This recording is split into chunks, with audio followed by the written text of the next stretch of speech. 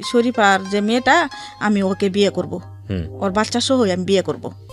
রাত্রেবেলা অন্ধকারে ঘুরতাছি, জঙ্গলে জঙ্গলে ঘুরি রাত্রে, আলোর ভিতরে ঘুরলে তো মা দেখলে আবার মারবে। মা এবার সন্ধ্যার পরে খুঁজে আমি কোথায় আছি। শরীফা। শরীফা, শরীফা বয়স কত এখন? বয়স 35। আনুমানিক 35 এর মতো বয়স। শুরু করুন আপনি, আজকে কি আপনার সিক্রেটস এটা একটু আমরা জানতে চাই। আমার যখন আমি ছোট, আমাদের ফ্যামিলিতে হলো আমার বাবা মা, আমার 3 ভাই 1 বোন, আমি একা। তখন আমার মা একটু বদমেজাজি, রাগে ছিল। আমাকে পোলাপানের সাথে খেলাধুলা করতাম, হয়তো কোনো পোলাপানের সাথে ঝগড়া লাগতাম, তো ঝগড়া লাগলে মাতে নাই, বিচার দিলে মা তো অলরেডি ঘরে জায়গা দিত না, খাবারও দিত না। 2 দিন 3 দিন পার হয়ে যেত, মা খাবারের নামে কোনো এলাও করতো না, যে মেয়েটা কোথায় খাইছে, রাত্রে কোথায় ঘুমাইছে, সেই সব ব্যাপারে সে কোনো খোঁজ খবর রাখতো না। বাবা কি করতো আপনার? বাবা মারে অ্যাকচুয়ালি ভয় পাইতো, মান সম্মানের ভয় পাইতো। কিন্তু পেশায় কি করতো? পেশায় সে টুকটাক কাজ করতো। আর কিছু আমাদের কোনো সামর্থ্য নাই, আমাদের কোনো বন্ধুদের কোনো জমিনও নাই, কিছুই নাই। আমাদের অ্যাকচুয়ালি একটা ঘরই ছিল সেলদু। আমরা জন্ম হওয়ার পরে এটুকি দেখছি যে একটা ঘর, হ্যাঁ, সেই ঘর অথবা 2টা তরকারি পাতিল, 2টা ভাতের পাতিল বা 3-4টা প্লেট, মানে একেবারে দরিদ্র বলা চলে। হ্যাঁ, একেবারে দরিদ্র, এরকমই ছিলাম ওই ফ্যামিলিরই। আমি 3টা ভাইয়ের একটা বোন, আমি একটু বড়, আর ওরা 3 ভাই, ওরা ছোট। 4 ভাই ছিল, 1 ভাই মারা গেছে, সেটা বলে লাভ নাই। 3 ভাই এখনো বেঁচে আছে, কিন্তু আমি সবার বড় ফ্যামিলির মধ্যে। তো এরকম দিন যাইতো, 2-3 দিন যাইতো। কেউ যদি চুরি করে দুলা আমারে ভাত খাওয়াইতো, তাদেরও বহা যাওয়া করতো আমার মা, কেন ওরে ভাত দিছস, ওরে ভাত দিব না, ভাত না খাওয়াই ওরে শিক্ষা দিব। তো অনেক সময় দেখা যেত বেশিরভাগ আমার বাবার বাগের বাটি আমাকে খাওয়াইতো। আমার বাপ খুব আমাকে ভালোবাসতো, কারণ উনি একটা মেয়ে, উনি খুব ভালোবাসতো, কোনো সামর্থ্য কুলাইতে পারতো না মার জন্য, তাই কিছু করতে পারতো না। তো অনেক সময় দেখা যায় আমার বাপ না খাইয়া থাকতো, আমার বাপের কানার বাটি আমারে খাওয়াইতো। আচ্ছা, এরকম চলতে থাকলে বেশ কিছুদিন যায়, তাইলে আমার বাপের আবার টিবি রোগ ছিল, তার শ্বাসকষ্টও ছিল। 2টাই হট করে আমার বাপ মারা যায়। যাক, মারা যাওয়ার পরে আমার মা 4টা সন্তান নিয়ে খুব কষ্ট করছিল। তা আমার অনেক সময় অনেকের বাড়িতে কাজে দিত, আমি যাই কিছুদিন থাকতাম, আবার থাকতে পারতাম না। আমার ভাইটি ছোট ছিল, তো ওদেরকে আমি বেশিরভাগ কুলে রাখতাম, ওদের জন্য আমি থাকতে পারতাম না, মায়া লাগতো আমার। আমি আয়া পড়তাম, যেখানে দিত আমি পলাই আয়া পড়তাম, থাকতাম না। বাড়িতে না খাইয়া থাকতাম, ওইটা শান্তি লাগতো, কিন্তু অন্যদের বাড়িতে 3 বেলা পেট ভরে খাইতে পারছি, ওইটা আমার শান্তি লাগতো না। আমি আয়া পড়তাম, খেয়ে আবার মা মারতো, আবার 2-3 দিন না খাইয়া রাখতো, এরকম করতো। ঘরে জাগাও দিত না, যে 2-3 দিন যে আমার ঘরে জাগা দেয় না, একটা মেয়ে সে কোথায় ঘুমাবে, কার কাছে ঘুমাবে, সেটা সে বুঝতো না। তাই আমি কোনো সময় গরুর গয়ল আছে না, গরুর গয়লে কিন্তু কেয়ারবন রাখে গরুরে খাওয়ানোর জন্য, আমি কিছু দিন আমি ওইটিতে ঘুমাইছি। এই গরুর গোয়ালে খড়ের মধ্যে? বয়স কত তখন আপনার? বয়স কত, 8-9 বছর। আচ্ছা, এরকম। আবার দেখেন আমারে সন্ধ্যার সময় হয়তো আমার দৌড়ান দিছে, আমার কুস্তাছে চতুর্দিক দিয়ে, আমি গাছে উঠে বয়ে থাকতাম, গাছে থাকতাম।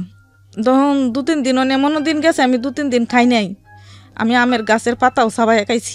ওহো, তো খুব ভয়াবহ অবস্থা। হ্যাঁ, এই খোঁজ খবরও রাখি নাই না, এরকম করে 2-3 দিন পার হয়ে যেত, পানি এছাড়া আমার পেটও কিছু জমতো না 3 দিন বেঁধে। অনেকে মায়া লাগতো, দুগা ভাত মার দিয়া 2গা ভাত দিত আমাকে, আচ্ছা, খাইতাম। এরকম করে চলতে থাকলে আবারও এরকম কার সাথে জানি ঝগড়া করছিলাম, ঝগড়া করার পরে মার কাছে বিচার দিছে, তখন আবারও মা আমার ঘরে জায়গা দেয় না। রাত্রেবেলা অন্ধকারে ঘুরতাছি, জঙ্গলে জঙ্গলে ঘুরি রাত্রে, আলোর ভিতরে ঘুরলে তো মা দেখলে আবার মারবে। মা এবার সন্ধ্যার পরে খুঁজে আমি কোথায় আছি, এরকম করে খুঁজে আমি তখন জঙ্গলে পলাই থাকতাম রাত্রেবেলা। রাতের বেলা এই 8-9 বছর বয়সে আপনি পালিয়ে থাকতেন, ভয় লাগতো না? তখন আমার কোনো ভয়টাই ছিল না, কিন্তু আমার এটা ভয় ছিল যে মা ধরলে আমাকে অনেক মারবে। মানে সবচেয়ে বড় ভয় ছিল মা, যে আমার মা ধরলে অনেক মারবে, আমার জঙ্গলে বাঘে খাইবে না ভূতে খাইবে, সেটা আমি ভয় পাইতাম না। মা ধরলে আমি যতক্ষণ মারবো, যতক্ষণ অজ্ঞান না হইতাম ততক্ষণ মা মারতো। মানসিক বিকারগ্রস্ত হলে যা হয় আর কি, একেবারে গলার মধ্যে দইরে মাথার উপরে উড়াইয়া ফেলাই দিত নিচে মাটির মধ্যে। প্রায় বয়স মনে হয় 10 থেকে 11 বছর। মেয়েদের যে প্রথম একটা সাবালিকা হয়, কত বছরে হয় সেটা আমি জানি না, 12তে হয় না 13তে হয়, আমার এটাও তোর মনে নাই, কিন্তু আমার জীবনে লাইফে আমি একবার হয়েছিলাম জানি। তো এগুলো একদিন রাত্রেবেলা আমি ঘুরতাছি অন্ধকারে, তখন আমার এই সাথে দেখা রাত্রে। আচ্ছা, সেটা আমার উনি কে ছিল? চিনতেন, আগে থেকে চিনতেন? হ্যাঁ, আমার ঘরের লোকের ঘরেরই। আচ্ছা, এরকম দেখা হওয়ার পরে বলতাছে যে তুই 2 দিন ধরে কাজ না, তো চল ওদের ঘর থেকে আমার খাবার আনিয়া আলাদা একটা ঘরের মধ্যে আমাকে খাওয়াইলো রাত্রেবেলা। খাওয়ানোর পরে তুই রাত্রে বাইরে কই ঘুরবি, তো তুই এখানে এসো, আমার সাথে এসো। সম্পর্কে কি হতো এই লোক আপনার? সম্পর্কে এক সম্পর্কে ওই আমার মামা হইতো, আর এক সম্পর্কে ওই আমার ভাই হইতো। দুঃসম্পর্কের? দুই সম্পর্ক, কিন্তু আপন কিছুই না, রক্তেরও কিছু না। বিয়ে শাদী করার লোকজন? না, বিয়ে না, বিয়ে করেনি না, সে বিয়ে করে নাই, কিন্তু সে প্রাথমিক বিয়ের বয়সী। আচ্ছা, বিয়ের বয়সী ছিল? হ্যাঁ, সে বিয়ের বয়সী, কিন্তু আমি নাবালিকা ছিলাম, আমি কিছু বুঝতাম না। তো এরকম করে ওই আমার ওই দিন খাওয়াইলো। খাওয়ানোর পরে ওর সাথে আমার ওই দিন রাত্রে এক রাতে থাকা ওর সাথে, সেদিনই ওর সাথে আমার রিলেশন হয়। আচ্ছা, কিছু বুঝতাম না, যদি বা আমার অনেক কষ্ট হয়েছিল, কিন্তু পেটের কুদার ঠেলা আমি ওটাতে রাজি হয়েছিলাম। খুবই প্যাথেটিক একটা স্টোরি প্রিয় শ্রোতা। আমি আগেই বলে নিচ্ছি যে এটার এন্ডিংটা আপনারা জানলে বুঝতে পারবেন যে দরিদ্র পরিবার এবং অতিরিক্ত শাসন একটা সন্তানের ভবিষ্যৎ কি করে দিতে পারে। সো একটু মনোযোগ দিয়ে শুনবেন প্লিজ। বলেন তারপর। এরকম হইতে হইতে মনে হয় বেশি দিন হয় নাই, মনে হয় 2-3 মাস হয়েছিল তার সাথে এরকম। তাহলে শুধু পেটের খাবারের জন্য এগুলো রাজি ছিলেন? হ্যাঁ, খাবারের জন্য, শুধু আমার খাওয়াইতো এমনি 20 টাকা, তখন 20 টাকা দিলে অনেক বেশি ছিল। 20 টাকা 10 টাকা করে আমার টাকা দিত। আপনি তো জানতেন না যে এগুলো করলে কি হয়? এগুলো কি হয় আমি এটা জানতাম না, কিচ্ছু জানতেন না? কিচ্ছু জানতাম না। আচ্ছা। আর তখন তো আমার বয়সটাও কম, আমার খুব কষ্ট হইতো। কষ্ট হইলেও মানে আমি ক্ষুধার যন্ত্রণা মুখ বন্ধ করে সহ্য করতাম। বাহিরে বসে খাইলে কেউ দেখবে, ঘরে বসে খাইলে কেউ দেখবে, বা কারো সামনে খাইলে দেখবে, তো বলবে তো কোথা থেকে টাকা পাইছস। তখন কি বলবো, তখন জঙ্গলের মধ্যে গাছে উঠে বসে বসে খাইতাম। আর আমি বেশিরভাগ থাকতাম আমি গাছে, কারণ গাছেও কুজ্জা পাইতো না। গাছেও যদি কুজ্জা পাইতো তো মা গাছে উঠতে পারতো না, সে কারণে আমার বেশি স্থানটা ছিল গাছে। আমার এমন দিন গেছে রাত্রে 12টা 1টা 2টা পর্যন্ত, 2টা বাজে না 3টা বাজে সেখন বুঝতাম না, কিন্তু গাছে ডালের মধ্যে বসে এমনি শুয়ে ঘুমাই দিতাম। তারপরেও যখন গভীর হইতো তখন আস্তে আস্তে করে নামিয়ে কোন রকম আমার নানি ছিল তখন, আমার নানির কাছে যাই ঘুমাইতাম। নানির কাছে ঘুমাইলে নানি আবার আজানের রক্ত উঠে নানিকে মা বকবে, আজানের আগে নানি আমার ঘর থেকে বাইর করে দিত। এত ভয়ঙ্কর ছিল? এত ভয়ঙ্কর। আপনার আর বাকি ভাই বোনের ক্ষেত্রে কি একই রকম ছিল? একই রকম। ও 2টা ছোট, আমার যে আমি যে বড়, সবার বড়, আমার ছোটটা। আমরা 2টাই একটু কিছু বুঝি, খেলাধুলা করতে পারি, আর 2টা করে ছোট, একটা কুলে আর একটা একটু হাঁটা চলা করে। আগের দিনে তো অত পদ্ধতি ছিল না, বছরের পর বছরই হয়েছে। যেমন আমার ছোট ভাই আমার 1 বছরের ছোট, এরকম। আচ্ছা, বলেন তারপর। নানি আমার আজানের আগে উঠে বাইর করে দিত করতে। তো আজানের উপরে বাইর করে দিলে তো আমি কোথায় চলে যেতাম, জঙ্গলে। কারণ আবার অনেকে আছে ফুলাফান সূত্রতম করে আবার বলে দিত যে আপনার মাইয়ারে ওইনে দেখছি, শরীফারে ওইনে দেখছি। তারপর মা দৌড়াইয়া যাইতো, লাঠি দিয়া দৌড়াইয়া মারতো। তো অনেক সময় পেটে ক্ষুধা থাকতো, তো ধরতেও পারতাম না, তখন মার খাইতাম অনেক। মারতে মারতে অজ্ঞান বানাই লাইতো। মেয়েদের যে সাবালিকা যেটা হয় আমার একবার হয়েছে, কিন্তু তার দ্বিতীয়বার আর হয় নাই। তো আপনি এটাকে স্বাভাবিক মনে করে নিয়েছেন? আমি স্বাভাবিক মনে করে নিই। আমার যে প্রথমবার যে হয়েছে, এটা কি হয়েছে কি হেরে আমি অতটা বুঝিনি। কাউকে বলেননি? জিজ্ঞেস করেন? কাউকে বলিও নাই। আমি ভাবছি হয়তো জঙ্গলে ঘুরি হয়তো আমার ঝুঁকে ধরছে, আমি হেঁটে ভাবতাম। কারণ অ্যাকচুয়ালি আমাদের দেশ গ্রামে কিন্তু অনেক ঝুঁক আছে, তো ঝুঁক কিন্তু পাওয়া যেখানে ধরতো সেখানে কিন্তু রক্ত বেরিয়ে যেত গা। তা আমি কিন্তু সেটাই মনে করছি। হ্যাঁ, কেউ এ পর্যন্ত কেউ ধরতে পারে না। আর আমার যে কোনো বমির ভাব এটাও ছিল না। আচ্ছা। তা খাওয়া পরে অনেক তো ক্ষুধার্ত থাকতাম, যা পাইতাম তাই খাইতাম। আমার কোনোটা মানে এও ছিল না যে অরুচি ছিল না যে ওটা আমি খাবো না। কারণ এমনি তো 2 দিন পরে 3 দিন পরে একদিন ভাত খাইতাম। হয়তো দেখা গেছে মার সাথে ভালো সম্পর্ক থাকলে হয়তো দেখা গেছে কিছু খাবার মিলাইতে পারতো না, হয়তো আধা কেজি আটা রুটি বানাইতো, বানায় 2টা করে রুটি দিত। তা ভাই আমি রুটি খাইতে পারতাম না, সেই কারণে আমি অনেক মার খাইতাম। আচ্ছা। আমি রুটি খাইতে পারতাম না। আমি আদৌ পর্যন্ত যে ঢাকা শহর আজকে 17-18 বছর আদৌ আমি রুটি খাওয়া শিখতে পারিনি। তা আমার ওই 2টা রুটি দিত, আবার ওই যে লাউ রান্না করতো, তার সাথে রুটির সাথে লাউ বলতে ওই যে ফানিয়া লাউ, ওই লাউ রান্না করতো, 2টা করে রুটি দিত। সব ভাইয়েরা খাইতো, কিন্তু আমি খাইতে পারতাম না। আমি তরকারিগুলা হুদা খাইতাম, কিন্তু রুটিগুলা খাইতে পারি না। এরকম করতে হট করে একদিন মা আমারে বললো যে তুই দুগা ভাত বসা। আমি ভাত বসাইছি। তো ভাত বসাইলে না, ভাত যখন ঝাল উঠে তখন যে মারের একটা গন্ধ আছে না, সে গন্ধটা জানি আমার কেমন লাগতেছে, মাথার মধ্যে আমার গন্ধটা ভালো লাগতেছে না। তখন মারে বললাম যে মা আমার হাত পাউডি খাফে, শরীরটা জানি কেমন দুর্বল লাগে, আমার ভালো লাগে না, আমার একটু ডাক্তারের কাছে নিয়ে যাও। ভাতের মারের গন্ধ আমার কাছে ভালো লাগতেছে না। আর তখনকার হলো আমি ভাতটা যদি আমি তরকারি দিয়ে মাছ দেখাইতাম তাহলে আমার কাছে ভালো লাগতো না। আমি গরম ভাতগুলারে আমি পানি ডালতাম, তার ভিতরে লবণ লইতাম বেশি করে, কাঁচামরিচ লইতাম, লইয়া তারপরে খাইতাম। আমার কাছে ওইটা ভালো লাগতো, কিন্তু কি কারণে কেয়ার থেকে ওইটা আমি বুঝি নেই। আপনি মনে করছেন এটা স্বাভাবিক একটা ব্যাপার? স্বাভাবিক হইতে পারে। অনেক সময় আমরা তো অনেক সময় তো সকালবেলা উঠে ফান্তা ভাতও খাই কাঁচামরিচ দিয়ে, এরকম স্বাভাবিক। আমি এটা বুঝি নি যে আমার পেটে যে বাচ্চা, এটা আমি বুঝি নেই কখনো। দেখ আস্তে আস্তে দিন যাইতে যাইতে দেখি পেট আস্তে আস্তে বড় হইতাছে, তাও বুঝি নেই পেট যে কি কারণে বড় হয় তাও কইতে পারি না। তা আমাদের তখন একটা পাশের বাড়িতে তার পেটের মধ্যে নাকি কি হয়েছিল, চাকার মতন হইলে ডাক্তারের মতন। তা আমি ভাবতেছি মনে হয় যে আমার পেটে ওইরকম কোনো চাক্কা হয়েছে নাকি, আমার পেটটা এরকম বড় লাগতেছে। বয়স কত তখন আপনার? বয়স ওই যে বললাম আমি যে আমি একবারই মেয়েদের যে সাবালিকা হয় একবার, সেটা আমি জানি। অনেকের তো একটা বয়স ভ্যারি করে, যে এটা অনেক আর্লি হয়ে যায়। 12তে হয় না। আপনি স্কুলে গিয়েছিলেন ওই সময়? আমি জীবনে কোনোদিন স্কুলে যাইনি। এক্সট্রিম পোর, এক্সট্রিম ব্যাকওয়ার্ড ফ্যামিলি, ব্যাপারে কোনো সন্দেহ নেই। ঠিক আছে, তো তারপর আপনি যেটা বলছিলেন বলেন। হ্যাঁ, ওর যখনকার ঘটনা এটা তারা ধরে নিতে পারেন 10 থেকে 12 বছরের মধ্যে ঘটনা। হ্যাঁ, তারপর এরকম করতে তখন আমার পেটটা দিন দিন বড়ই হইতাছে। তখন আমাদের পাশের বাড়ি সে একজনের কাছে গিয়ে বলছে, মেয়েটার পেটটা বড় হইতাছে, আমার মনে হয় যে মেয়েটার পেটে কোনো বাচ্চা আছে এরকম। তাহলে ও আবার আইসা ও আমার খালাকে বলছে, খালাকে বললে তখন খালা আবার যে মহিলা বলছে তার সাথে খালার এটা ঝাল হয়, ছোট যা হয়।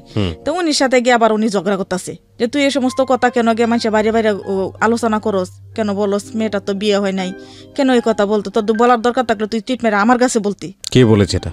আমার খালা। কার সাথে ঝগড়া করছে? হ্যাঁ, কার সাথে ঝগড়া করছে আপনার খালা? আমার খালার হলো ছোট যা, সে তার সঙ্গে ঝগড়া করছে, তার সাথে ঝগড়া করতেছে। তো তার সাথে ঝগড়া করলে চলেছি যার আমার খালার যে দেবর, যে উনি রাত্রেবেলা আসছে, আইসে মাকে বলতেছে যে আমার বউ এই কথাটা বলছিল, দুষ হয়ে গেছিল, সত্যি তো তোর মেয়ের পেটে বাচ্চা। তখন আমার মা দাও লইছে আমাকে জব করবে।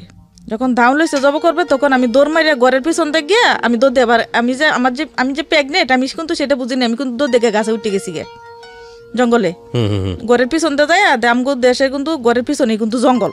তারপরে হইলো কতক্ষণ পরে দেখি লোকজন বাড়িতে বইরে গেছে, পুরা গ্রামে জানাজানি হয়ে গেছে। এগুলো তো এক কান দুই কান করে পুরো রাত্রে মানে আধা ঘন্টার ভিতরে পুরা গ্রাম জানাজানি হয়েছে। তাই হয়, মানে গ্রামে কোনো ভালো জিনিস ঘটলেও সবাই জেনে যায়, খারাপ জিনিস ঘটলেও। হ্যাঁ, জানা তুই পুরা গ্রামের লোকই আসছে। তো আমারে কিছু দুইজন মহিলা এসে জিজ্ঞেস করছে, আমি পরে গাছের থেকে লামি জানি আমার কুস্তাছে, ওইখানে আমার প্রয়োজন, আমার আশাটা খুব প্রয়োজন লোকজনের সামনে। তখন পর্যন্ত জানে না এই কাজ কে ঘটিয়েছে? কেউ জানে না এটা। আচ্ছা, কেউ জানে না। আপনার মুখ থেকে তো বের হয়নি যে আসলে কে করছে? আমার মুখ থেকে এখনো বের হয় নাই। তখন আমারে খোঁজাখুঁজি করতেছে, তখন আমি আস্তে আস্তে গাছ থেকে লামলাম, কিন্তু আমার পেটে কিন্তু ভাত নাই, কারণ খাবারের আগে কিন্তু আওলা লাগিয়ে গেছে গা, আমার পেটে কিন্তু কোনো খাবার নাই। তখন আমার পেটে যে কোনো খাবার নাই, আমি ভাবতাছি মানে আমার পেটটা কিরকম জানি করতেছে, আমার ভালো লাগতেছে না, আমার খাবারের দরকার। খাবার তো দূরের কথা, খাবার নাই। তখন আমার ওই খালু উনি হাত দিয়ে ধরে ঘরের পিছন থেকে হাত দিয়ে ধরে আনছে, কারণ উনি আবার দেখছিল আমি যে দৌড় ওই দিক দিয়ে গেছি, উনি দেখছে, আর কেউ দেখে নাই, অন্ধকার ছিল আর কেউ দেখে নাই। তখন আমার খালু আস্তে আস্তে এদিকে গেলে, তাই আমি ওনার সামনে আইসে ধরা দিলাম, জানি যে ওনার সামনে আমাকে মারতে পারবে না, তো ধরে আনছে। তখন আমাকে দুই মামি আইসে জিজ্ঞেস করলো, ওরা মামি লাগে, জিজ্ঞেস করলো যে তোর পেটে যে বাচ্চা, সে বাচ্চা তুই কারে দেওয়াইছস? আমাকে কারে দেওয়াইলে বাচ্চা কি হয় এটা তো আমি জানি না, আমার পেটে বাচ্চা সেটাও তো আমি জানি না, আমি কি বুঝবো? তখন ওরা ভাঙ্গাই অলরেডি বলতাছে যে তুই কি রাত্রে কেউ সাথে ঘুমাইছস? আমি কই হ্যাঁ আমি ঘুমাইছি। কার সাথে ঘুমাইছস? আমি তোর সরাসরি নাম বলে দিস, কারণ আমার পেটে কি দাও, আমার খাবার দিত, খাবার দিয়ে যা খুশি তা করতো, আমি মুখ বুঝে সব সহ্য করতাম, কষ্ট করে সব বলে দিচ্ছেন? বলে দিচ্ছি, আমি সব সরাসরি বলে দিচ্ছি। তখন বলে দেওয়ার পরে তারপরে দেখি যে গ্রামের লোকজনে একটা দরবার দলও হয়, সেখানে দরবার হয়েছে, দরবারের মধ্যে তারপরে দরবারের মাঝখানে আমাকে নেওয়া হয়েছে। নেওয়া হলে বাবা তখন মারা গিয়েছেন? আমার বাবা নাই তখন, শুধু আমার মা। তখন দরবারের মাঝখানে আবার আমার মাই দেখি যে তোর মেজাজ ছিল, তখন মেজাজটা একটু ঠান্ডা হয়ে গেছে, ঠান্ডা হয়ে বলতেছে যে তুই যেটা বলবি একটাই বলবি, একটার বেশি দুইটা বলবি না। আমার এরকম মানে উৎসাহ দিতে, মানে কথাও একটাই হবে, একটাই হবে, যে ওখানে একজনের নাম বলবে, পরে আবার আমাকে আবার করাইলে আবার আরেকজনের নাম বলবে, সেটা বলতে পারবে না, সেটা আমাকে বুঝাইতেছে। আমি কই না, আমি আরেকজনের নাম কেন বলবো, আমি যার সাথে কইছি আমি তার নামই বলবো, আমি আরেকজনের নাম বলতাম না।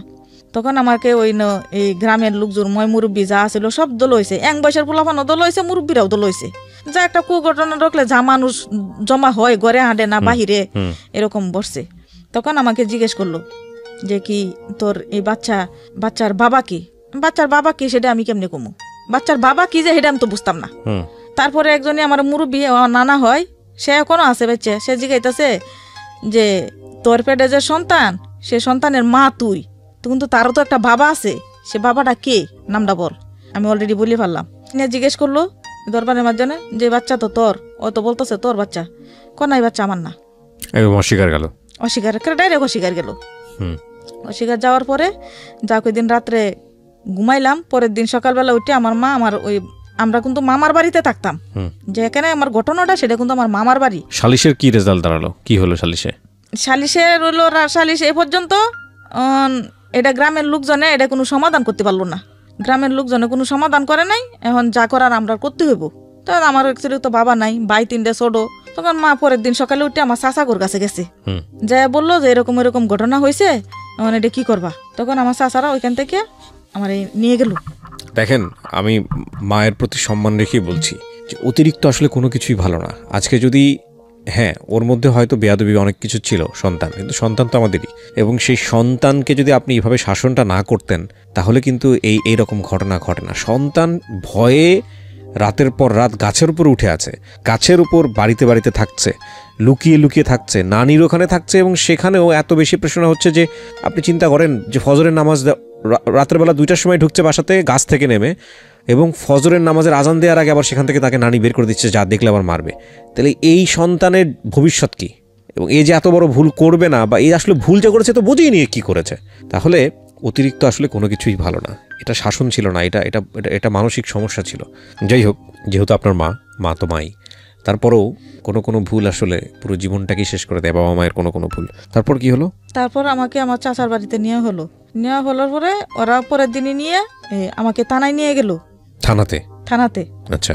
থানাতে নিয়ে যাওয়ার পরে ওইখান থেকে একটা থানাতে মামলা করা হয়। মামলা করার পরে কিন্তু আমার কথা কোনো লড়সড় ছিল না, তার ভিতরে আর কোনো কথা ছিল না, কারণ তার সাথে তো আমার আর কারোর সাথে তো আমার কোনো ফিজিক্যাল রিলেশন হয় নাই, বা আমার জীবনে কার ভালোবাসা কি প্রেম কি এই সমস্ত আমি কিছু বুঝিও না। তখন ওইটা বললাম। তো ওইখানে আবার একটা মামলা হওয়ার পরে কিছুদিন ওইখানে মামলাটা আবার কিন্তু মনে হয় কাজ হয় নাই, বলছিল যে মামলাটা ওইখান থেকে করে সরকারি আদালতে পাঠানো হবে, কিন্তু এখান থেকে আদালতে পাঠানো হয় নাই। আমাদের তো দরিদ্র পরিবার, ওরা তো দরিদ্র ছিল না, ওরা মোটামুটি ফ্যামিলি ভালোই ছিল, ওরার আবার জায়গা জমিনও ভালোই ছিল। তখন আমার আবার অতটা মনেও নেই গিয়ে, তাই সেখান থেকে আবার আমার চাচা আমার নিয়ে গেল কোর্টে। তখন কোর্টে নিয়ে আবার আর একটা মামলা করা হয়। কোর্টে নিয়ে মামলা করা হইলে ওইখান থেকে আবার সাক্ষী চাইছে। আমাদের গ্রাম থেকে 2-4-5 জন সাক্ষী দিছে, রেডি ভালো মানুষই যায় সাক্ষী দিছে। সাক্ষী দেওয়ার হলো সে মামলা কোনো আমি বিচার পাই নাই, কিন্তু এই মামলা আমি ঘুরছি 1.5 বছর পর্যন্ত।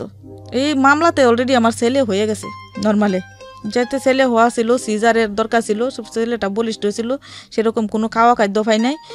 ডাক্তারে বলছিল যে খাওয়া খাদ্য হয় না, ওর পেটটা ছিল কালি, বাচ্চা যা বড় হওয়ার কাম পেটের ভিতরে অনেক বড় হয়েছে।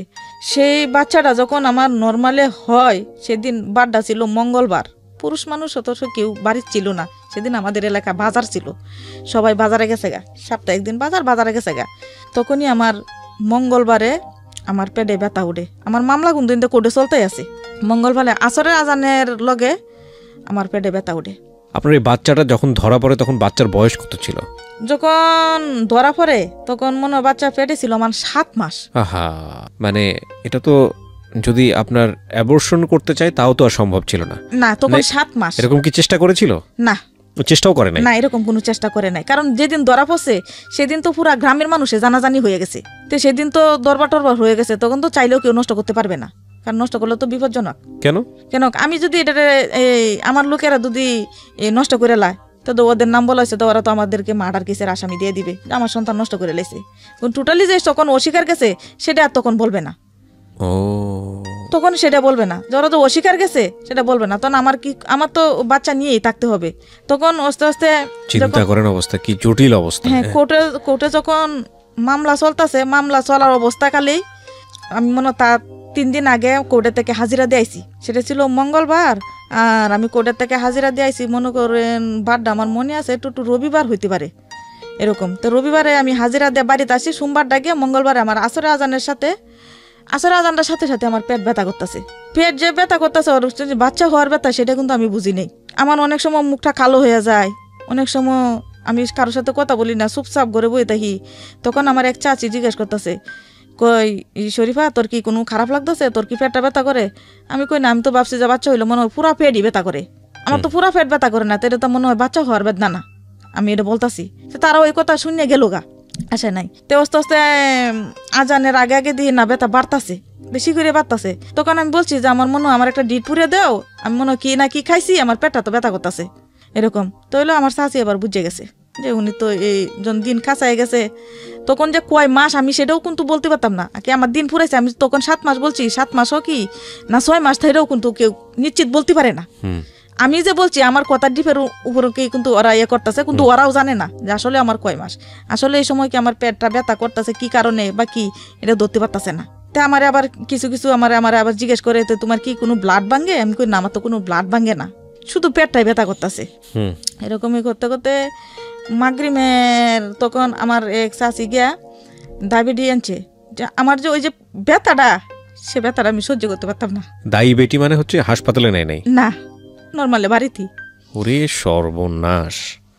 আমি যে ব্যথাটা, সে ব্যথাটা আমি সহ্য করতে পারতাছি না। তখন ছোট্ট একটা বাচ্চা, এগুলোই তো হতো গ্রাম অঞ্চলে আগে, এখনো বোধহয় হয়, আমি শিওর না। যাই হোক, হ্যাঁ বলেন। তারপর আমার শাশা, আমার এই কথাটা আমার এখনো মনে আছে, আমার শাশা আমাকে রশি দিছে, কর পাউডি রশি দিয়া বান দিয়ে তারপরে বাচ্চাটা বাইর কর। ও মাই গড! আমি বুঝি নাই, আমি ডায়াবেটিসে লাথি মেরে ধরছি। যে হোক কারণে উনি হয়তো আমার বেজাগার মধ্যে হাত দিছে, আমি খুব কষ্ট পাইছি, তাই উনির আমি একটা লাথি মেরে ধরছি। তো উনি রাগে চলে যাবে, থাকবে না। তারপরে কয় ওই তো আমার ধরতে দিতেছে না, সইতে দিতেছে না, ওই বাচ্চাটা যদি মারা যায় তখন আমার পুলিশে বাইন্দে নিবে, যেহেতু ওই মামলা চলতেছে কোর্টে। তারপর আমার চাচি আবার উনিরা অনুরোধ করছে, আপনি যায়েন না, অত বয়স অল্প, ও কিতে কি করছে ও তো নিজে জানে না, ও তো ব্যথা ঠেলা করতেছে, ও তো ইচ্ছে করে নাই, কারণ ওর যে ব্যথাটা হয়তো সহ্য করতে পারতেছে না। আমি হুরা দুরা শিখাই। তখন আমি বলছি যে আল্লাহ তুমি আমাকে নিয়ে যাও, তুমি আমাকে বাসায় রাখিও না, কষ্ট দিও না, সহ্য করতে পারতেছি না। যাই হোক, যখন মাগরিবের আজান দেয় তখন নর্মালি আমার বাচ্চা হইল। বাচ্চা হয়েছে, বাচ্চা অনেক বলিষ্ঠ, যে বাচ্চা কিন্তু নর্মালি হয় না। আল্লাহ জানো কিভাবে আমার এই বাচ্চা দিছে, আমি নিজেও জানি না। যাই হোক, বাচ্চা হয়, বাচ্চারে গোসল টুসুল করে আইনা বাচ্চা আমার কুলে দিছে। আমি বাচ্চা নিয়ে বসে আছি। আমারে গোসল করাইলো, গোসল করাই আইনা আমারে দিছে, দিয়ে আমারে 2টা রুটি খাইতে দিছে, ভাত খাইতে দিবে না। আমি মনে করতেছি যে ভাইয়া 1 পাতিলা ভাত দিলাম, 1 পাতিলা ভাত খাবো, যেহেতু আমার পেটটা খালি হয়ে গেছে। আমার মন চাইতেছে যে আমার বেশি করে ভাত দেখ, আমি রুটি খাবো না, রুটি তো আমি এমনি খাইতে পারি না। তখন আমার ভাত দেয় নাই, রুটি দিছে 2টে, কইছে ভাত খাওয়া যাবে না, ভাত খাইলে শরীর আরো কাঁচা হবে, শরীরটা শুকাবে না। তারপরে আমার কোনো ওষুধ নাই। বাচ্চাটা হওয়ার পরে বাচ্চার দিকে মায়া লাগলো না, নাকি আপনাদের কোনো খেয়ালই নাই যে আমার খাওয়া দাওয়া কই, এগুলা কই? না, আমার তখন খাওয়া নিয়ে ব্যস্ত ছিল। আরে মানুষ, আমার বাচ্চার দিকে কোনো না, বাচ্চা হইছে, বাচ্চা দিছে। That's why we call the life is more than drama. এগুলো হচ্ছে হার্ড রিয়েলিটি না? সিনেমাতে এগুলো অনেক বেশি অ্যাস্থেটিক একটা ব্যাপার দেয়া হয়, নান্দনিকতা যুক্ত করা হয়, অনেক বেশি ড্রামা করা হয়, অনেক বেশি উপস্থাপনযোগ্য করা হয়, বাট লাইফ ইজ লাইফ। এখানে আসলে লাইফ কারো ধার ধারে না, যেটা বাস্তব সেটা বাস্তবই। চলেন তারপর মাঝখানে আবার বলি, ভাই আমার কিন্তু কাপড় চোপড় ছিল না, আমি একটা কাপড় পিনতে থাকতাম, একটা পেটিকুট এরকম পিনতে, ওইটা ভিজায় রোদে দিতাম, একটা পেটিকুট পিনতে ঘরে বইয়ে থাকতাম, ওইটা রোদে শুকাইতো, তারপরে আমি ওইটা পিনতাম, আমার কাপড় ছিল না। যাই হোক, তারপরে আমার এক আছে আমার একটা কাপড় এনে দিল, তাই আমার এক জামা কাপড় আছে আমার সাথে, আমি ওইটি পরি, একদিন শাড়িটা পরি, একদিন জামা কাপড় দিয়ে পরি। তখন আমার ভাত তো দিল নে, আমি বাচ্চা নিয়ে তখন আমার নিচে দিছে ওই যে দেশ গ্রামে কেয়ারছি নেন খড়, হ্যাঁ হ্যাঁ, পল, এই যে ধান টান হয়, তারপরে যে নাড়াগুলা, হ্যাঁ ওইগুলা নিয়ে বিছাই আমার কতুরি দিছে, ওইগুলার মধ্যে আমি শুইতে। তখন মাসটা ছিল কি মাস, ডিসেম্বর মাস ছিল। 13 ডিসেম্বরে মঙ্গলবারে সন্ধ্যা মাগরিবের আজানের সাথে সাথে, কয়টা বাজে তখন জানি না, মাগরিবের আজানের পরে পরে আমার এই বাচ্চাটা হয়। হওয়ার সাথে সাথে বাচ্চাটা হওয়ার 13 দিন পরে আমার আবার মামলা হাজিরা ছিল। আচ্ছা, 13 দিনের মামলা, 13 দিনের বাচ্চা নিয়ে আমি মামলা হাজিরা দিতে গেছি, হাইটে 10 কিলো রাস্তা। ওরে বাবা, তখনও ওকে ধরে নাই? না, তখন ও ধরা পড়ে নাই। ওরা হইলো, আমরা হইলো গরিব মানুষ, আর ওদের হলো টাকা ছিল, যেখানে আমরা দিতাম 5 টাকা, ওরা দিয়ে লাইতো 20 টাকা। তাই কিন্তু ওদের পক্ষটাই বেশি থাকতো। আমি যে উকিল ধরতাম সেই উকিলেই ঘুষ খাই লাইতো, যাতে আমার আর কিছু হয় না। এরকম করে আমার 13 দিনের বাচ্চা নিয়ে আমি কোর্টে যাই 10 কিলো রাস্তা হাইটে। আমি আজান দিছে, আজানের সাথে সাথে আমি বাড়িতে বের হয়েছি বাচ্চা নিয়ে, আর 10টার সময় আমি কোর্টে যাই উপস্থিত হইলাম হাইটে রাস্তা। কারণ আমার কাছে কোনো গাড়ি ভাড়া ছিল না, আমি রিক্সা দিয়ে যাবো। আর আমার চাচা যে 2 টাকা ভাঙতো সে তো কোর্টে যায় উকিল রে দিত, মরিরে দিত না, তো আমাদের সাথে কথা বলবে না, যা টুকে কথা বলতে সামনে। এরকম করতে করতে বাচ্চার বয়সী হয়ে গেছে 17 মাস। আচ্ছা, এই মামলাতে বাচ্চার বয়স হয়ে গেল 17 মাস। 17 মাস মানে এই মামলা চললো 17 মাস ধরে? হ্যাঁ 17 মাস মামলা তো পেটে নিয়েই চলতেছে, কিন্তু বাচ্চা হওয়ার পরে বাচ্চা 17 মাস হয়ে গেছে গা। আচ্ছা, 17 মাস পরে আমার ওই সাক্ষীটা কি করাইলে, তারপরে আমার একটা রায় আসছে কোর্টে 6 মাসের জেল। মানে আমার পক্ষ থেকে আর কি রাইডে আইছে। ও আচ্ছা আচ্ছা, ওকে। 6 মাসের জেল। তো ওরা আবার করছে কি, জেলে ওই দিন আসামি হাজিরা দিতে যায় নাই, না যায় ওরা ওই মামলা আবার নিয়ে জজ কোর্টে আপিল করছে। ওকে, আপিল করার পরে তা আমাদেরকে আবার তারিখ ঘুরায় দেওয়া হয়েছে। আমরা তারিখের দিন ঠিকই রায়ের তারিখ যেদিন এদিন হাজিরা দিছি 6 মাসের জেল হয়েছে, আসামি যায় নাই। আবার তারিখ পড়ছে 1 মাস পরে জজ কোর্টে।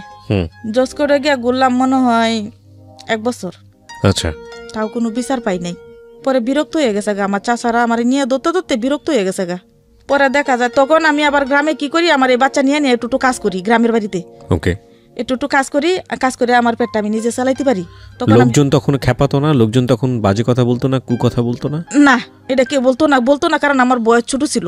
আচ্ছা, সেটা বলতো যে ও ছোট মানুষ বুঝে নাই, আচ্ছা, এটা বলতো। কোনো আবার অনেক সময় খারাপ কথা বলতো, অনেকে বলতো খারাপ কথা, অনেক সময় অনেকে বলতো যে ওর দেখলে মুখটা দেখলে পাপ হবে। তা আমি আবার এটি কিছু মনে করতাম না, আমাকে তাক বলার কাম বলতো।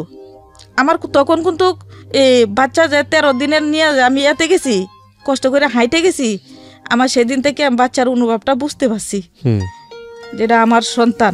দেখি আমার বাচ্চা দুধ খায়, আমি দুধ না দিলে ওই খান দে, আমার দুধ খাইলে আবার ওই শুয়ে যায়, আমার কুলে ঘুমায় যায়, অন্য কারো কুলে থাকে না, আমার কুলে এসে ঘুমায় যায়।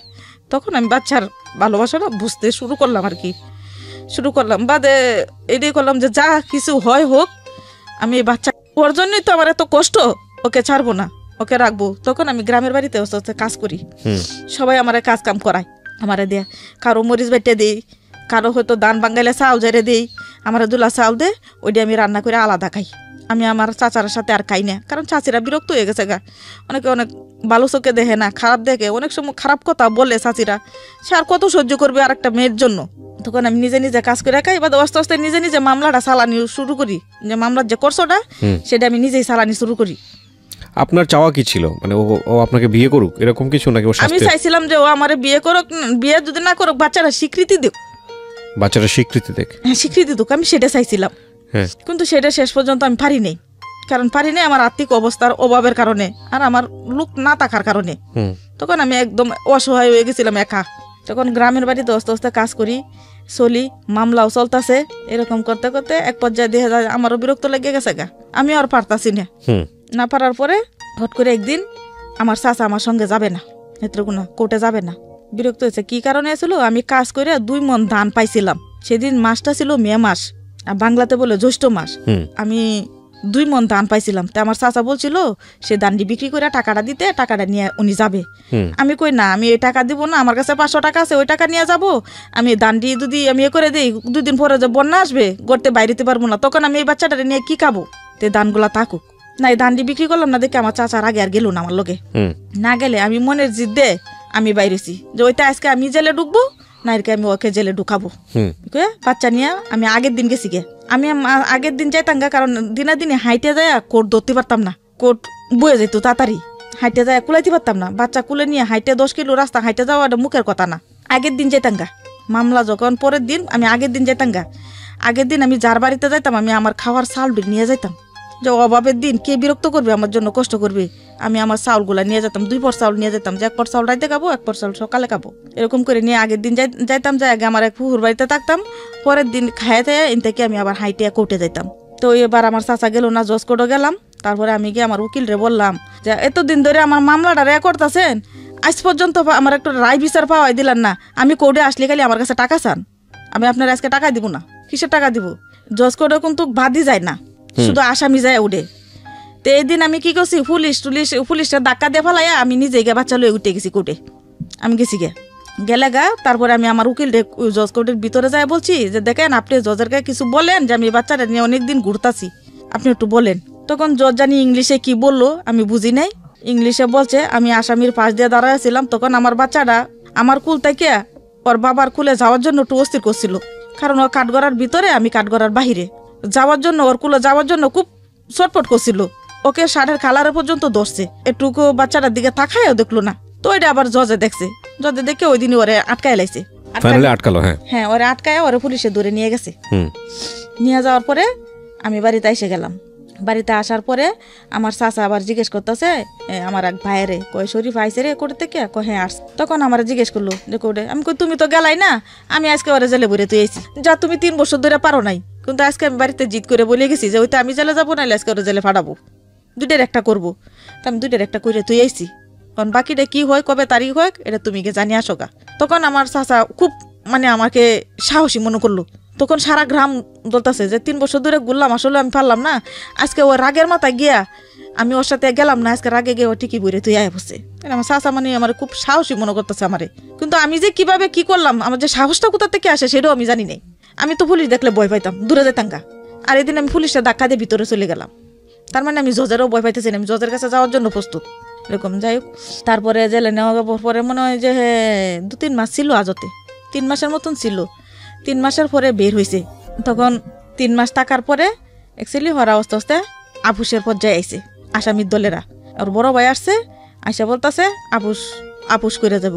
তা আমিও দেখা যায় ভাই, আমি দৌড়তে আমি অনেকটা ক্লান্ত হয়ে গেছি আমিও চাইতেছি যে আপুস করে লাগ। তখন আমার চাচারার কাছে বললাম যে দেখো আর তো তোমরাও ফারতাছো না, আমিও ফারতাছি না।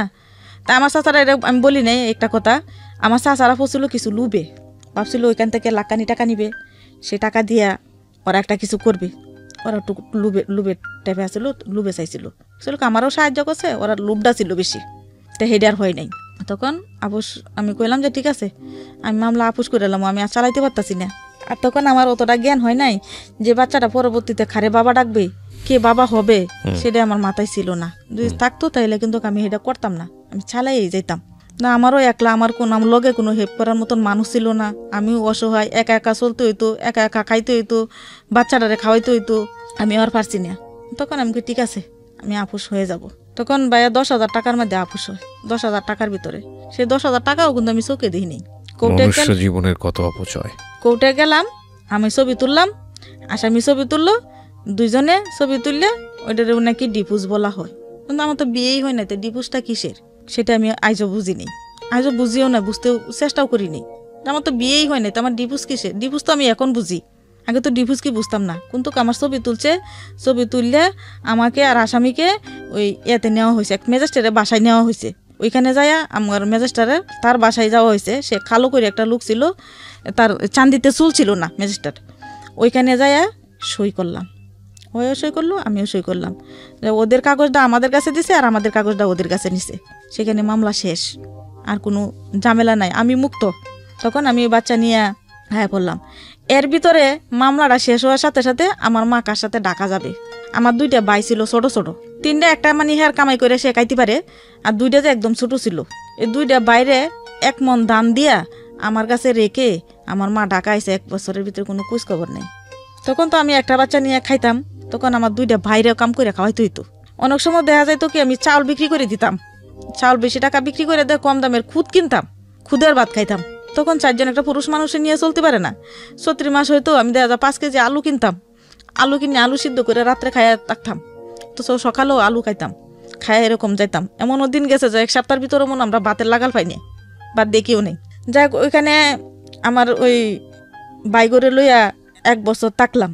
1 বছর থাকার পরে আমার মা গেছে, 1 বছর পরে। তার ভিতরে কোনো আমার মা খোঁজ খবর নেই। 1 বছর পরে গেছে 500 টাকা দিয়া আর আমার ছেলেটার জন্য 1 সেট কাপড় নিছিল ফার্স্টে।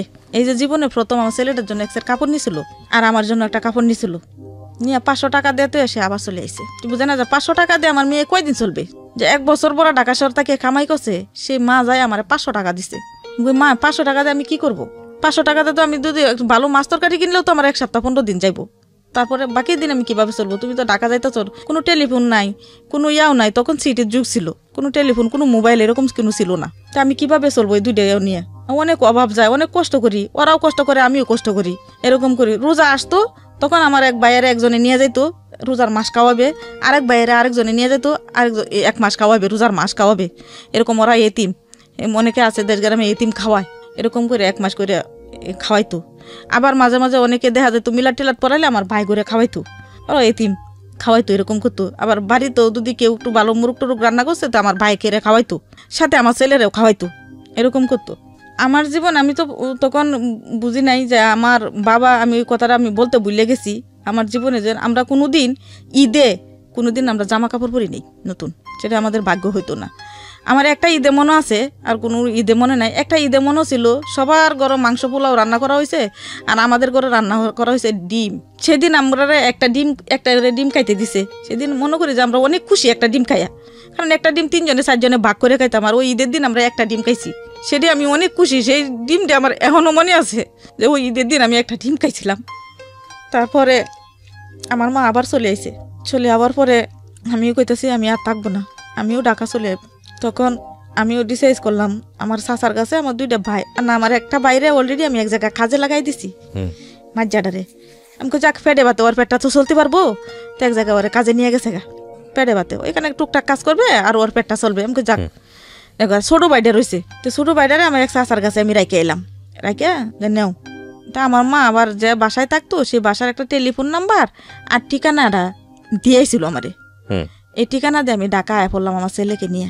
আইসা এই ঠিকানা দেয় আমি মালিবাগ, আমার এটুক মনে আছে, আইসা মার কাছে উঠলাম না। আমি বিল্ডিং এর নিচে যখন কারো রয়েছি, আমি একটা রন্ডির দোকানে জিগাইছি যে ভাই বিল্ডিং টা কোথায়, তখন ওই দিগাইছে যে গলিটা দেয় সামনে। এই বিল্ডিং আপনার মা কাজ করতো? ওই বিল্ডিং এর 4 তলা আমার মা কাজ করতো। তো ওই বিল্ডিং এ আইসি, আয়ার পরে আমি নিচে একটু দাঁড়ায় রইলাম, দাঁড়ায় থেকে দেখি বারান্দাতে আমার মা কাপড় মেলতাছে। তখনই আমি নিচ থেকে মা কই একটা জোরে সিলান মারছি, সিলা দিতে আমার মা তাকাইছে আমার দিকে। তখন আমার মা দৌড়াই আইসা আমাকে নিয়ে গেছে, 4 তলা উঠাইছে।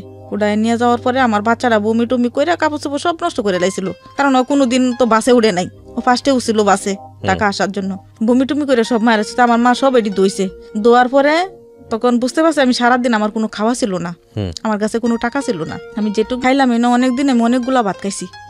আমি মনে হয় অনেকদিন পরে আমি এখানে আই অনেকগুলা ভাত খাইছি। তারপরেও ভাবতেছি ভাত নাই, শেষ হয়ে গেছে গা। তারপরে ভাবতেছি যে আমার 8 ভাত দিত, আমি 8 ভাতও খাইতাম। আমার বাচ্চারা অনবরত খাইতেছে, আমিও খাইতেছি। খাবার ছিল ভালো ভালো, মাংস ছিল, মাছ ছিল বড়, খাবারও ভালো ছিল। তখন দিয়ে আমার বাচ্চা অনেকগুলা ভাত খাইতেছে, আমিও ভাত খাইতেছি। তখন লাস্টে মায়ের বললাম মা আমার এই ভাতে হয় নাই, আমার না অনেক খিদা লাগছে, আরো 2 ভাত, আর ভাত নাই, রান্না করি তারপরে খাইছি। তারপর রাত্রে আবার রান্না করা হয়েছে, রান্না করার পরে আমারে আবার খাইতে দিল, আমার বাচ্চারা খাইতে দিল। তখন আমার মা আর আমরা গিয়ে ড্রয়িং রুমে শুইছি। ড্রয়িং রুমে ওইখানে রাতটা থাকলাম। পরের দিন যে বাসায় আমার মা কাজ করতো, ওর মার বাসায় আমাকে বান্দা দিয়ে দিল, ওই বাসায় বাচ্চা নিয়ে ওই বাসায় কাজে। তখন মাসে বেতন 250 টাকা। তখন আমি ওই বাসায় গেলাম, ওই বাসায় গিয়ে আমি ওই বাচ্চাটা নিয়ে আমি 1 বছর থাকলাম। 1 বছর থাকি আমি আবার দেশে গেলাম। দেশে যায় বলতেছি যে না আমার তো 250 টাকা দেয়, এটা তো হয় না, আর একটু আরেক জায়গায় যাব, অন্য জায়গায় যাব। তখন আমাদের দেশে একজন থাকে, সে ময়মনসিংহে থাকে। সে যার কাছে আমি গেছি সে মারা গেছে, সে এখন জীবিত নাই, তার কাছে গেছি।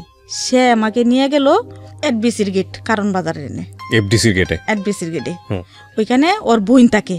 ওর বোন কারণ বাজারে ডিএডি মার্কেটে ভাতের ব্যবসা করে, ওরা ঘরে রান্না করে, টিফিন করে বাড়ি বইরে বইরে ওইখানে ভাত বিক্রি করে এরকম। তো ওর কাছে নিয়ে আইলো। তো ওর কাছে নিয়ে আইলে ও আবার কইতাছে, চিন্তা করতেছে, আমার কাছে আইসে কাম তো করতে পারবো, সমস্যা নাই, কিন্তু আমার বাচ্চাটা আবার একটু দৌড়ে দৌড়ে যাইতো গা রাস্তার দিকে। তখন এফডিসির গেটের ওই পারে, এফডিসির গেট ওই পারে হলো বস্তি ছিল, ওই বস্তির মধ্যে থাকতো। তো ওই লোক বাচ্চারা দৌড়ে রুটে জায়গা যা একটা অ্যাক্সিডেন্ট হয় তো এটা দায়ী থাকবো আমি, ওরা তুই রিক্সের উপরে এভাবে রাখা যায় না, বাচ্চা তো দূরে জায়গা। তাহলে একটা কাজ কর, ওরে কেউ লোকে মিশাই দে, ওই ছোড়া কাজ করবো না, কেউ লোকে তাকে। তাই আমার পরিচিত একজন আছে, তো ওরা এনে তাকে বস্তিতে রুম নিয়ে থাকে, ওইখানে ও থাকুক, ছোড়া কাম লয়ে দো করা, ওই বাচ্চা নিয়ে ছোড়া কাজ করুক। তো ঠিকই আমার ওদের সাথে দিল, ওরা 2 বোন আর ভাই থাকতো, ওরা 3 ভাই বোন এখানে থাকতো। তো ওদের সাথে নিয়ে আমারও দিল। তো আমি বেশ ভালো ছোটা কাজ করতেছি। কাজ করলে ওরা আমার বাচ্চাটারে আবার অনেক আদর করতো কি আমার বাচ্চাটা কিন্তু স্বাস্থ্য ভালো ছিল, আবার কিন্তু চেহারাও সুন্দর ছিল, যে সবাই আদর করতো। ঢাকা শহর হওয়ার পরে আমার বাচ্চাটা সবাই আদর করতো, তখন আমার খুব ভালো লাগতো। তখন ওই আবার কাজ করতো কারণ বাজারের হইলো মার্কেটের দোতলায় কিছু সুইপার থাকে, ওরা যে কারণ বাজারে পরিষ্কার করে ওই সুইপার থাকে। তা আমার এনে দিল্লি রোডে 2টা কাজ লয়ে দিল, 2টা বাসা কাজ করি। তখন আমি 300-600 টাকা মাসা, কিন্তু আমার খাওয়া লাগে না। ওরা খাওয়া দেয়, ওরা যা খাবার দেয় ওই খাবারই আমার থাকিয়ে যায়। সেই খাবার আমার লাগে না, আমার কোনো আর খরচ লাগে না। তা আমি ওদের এখানে যাই, তো ওরা আমার সাবান দেয় গোসল করতে, বাথরুমও দেয়। তো তুমি ওইখানে গোসল করো, ওইখানে সবকিছু করো, সমস্যা নেই। ওদের সাথেও আমি বেশ কিছুদিন রইলাম। থাকার পরে আমাদের পাশের রুমে একজন ছিল, সে ছিল বিবাহিত, ওর নাকি বউ গেছিল গা। তো আমার একটা ছবির অ্যালবাম ছিল, সেই অ্যালবামটা কি ওদের সাথে আমাদের ঘরে আবার আসতো। আমাদের এমনি কিছু নাই, কিন্তু ভাই বোনের মতনই মিল মহব্বতে থাকতাছি। আমাদের সাথে কোনো ঝগড়া না। আমার ছেলেরা ওরা যা খাইতো ওরা আমার ছেলেরে দিত। তারপরে এই কিছুদিন ওই জানি কেমনে আমার পছন্দ করে উঠলো। মানে ওনার আগের একটা বিয়ে ছিল, উনি আগের একটা বিয়ে ছিল, আর আমারও একটা কিন্তু ছেলে ছিল। জি, সেটা তো আমরা জানি। হ্যাঁ, কিন্তু সেটা জানা সত্ত্বেও সে আমারে পছন্দ করছে। মানে আপনার সব অতীত জেনেছে সে, যে কিভাবে বাচ্চাটা হয়েছে? এইসব কোনো অতীত এখানে কেউ জানে না। আচ্ছা, তো ওনাকে জানাননি আপনি? না, আমি কেউ। আপনি কি বলেছেন যে আপনার বাচ্চা আছে, বিয়ে হয়েছিল? আমার বিয়ে হয়েছিল, আমার স্বামী নাই গিয়া, আমি বাচ্চা নিয়ে কাজ করতে আইছি। ও, এইটুকু জেনেছে? এইটুকু জানিছে, আর এর বেশি কিছু জানে না। যারার কাছে আইছিলাম ওরা জানতো, ওরা বলে নাই যে আমি ওই শরীফার যে মেয়েটা, আমি ওকে বিয়ে করব, ওর বাচ্চা সহ আমি বিয়ে করব। ওর বাড়ি ছিল কুমিল্লা। ওইখান থেকে হঠাৎ করে একদিন ওই এডবিসির গেট ভাঙ্গে দিল। আচ্ছা, ওইখানে আছে, তো ওইটার পিছনে আমরা আগে আবার ভাড়া লইলাম। ওরা গেছে বেগুন বাড়ির দিকে, ওই যে ছেলেটার কথা বলছিলাম, ওরা গেছে বেগুন বাড়ির দিকে, আর আমরা রুম ভাড়া লইলাম। ওইনে রুম ভাড়া লওয়ার পরে কিছুদিন ওরা ওই ছেলেটা ওরে বলছে যে এরকম আমি তো ওরে বিয়ে করতে চাই, আমার ওরে খুব ভালো লাগে, ও ছেলেটা সহ আমি বিয়ে করতে চাই। ঠিক আছে, তুমি যখন ওরে বিয়ে করবা, ওর তো এখানে কেউ নাই, আমরা কাছে তাকে বর্তমানে আমরাই গার্জিয়ান, তো তুমি তোমার গার্জিয়ান নিয়ে আসো গা, তোমার বাপ মা নিয়ে আসো, এবং তুমি যে আগে বিয়ে করছিলা সেটা যে তোমার বউ সারাসারি হয়েছে সেই ডিভোর্সের কাগজ লাগবে, সেটা নিয়ে আসো। আর ঢাকা তোমার কে থাকে তারে নিয়ে আসো। তো ওই ছেলেটা ওর বোন আর বড় বোনের জামাইকে নিয়ে আইছে আমার দেখা। তো আমি কাজে, আমি বাসায় নিয়ে গিয়ে আমি আসরের আজানের টাইমে আসি, ওর আধা ঘন্টা আগে আইছে, জানে আমি কোন টাইমে বাসায় আসি।